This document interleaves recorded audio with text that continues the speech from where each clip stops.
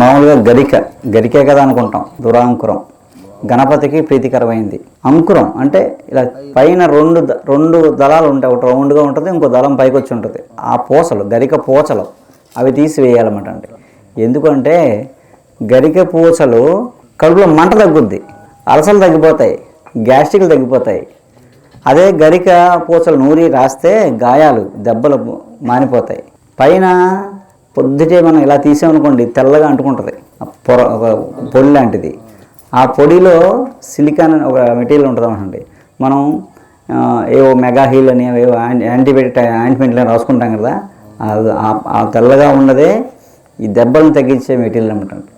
గాయాలు మానిపోతాయి, లోపల ఉండే అల్సర్స్ కూడా మానిపోతాయి గరిక నూరి మాత్రలు తీసుకుంటే. అలాగే గరిక వేళ్ళు కషాయం తీసుకుంటే రక్తస్రావాలు తగ్గుతాయి.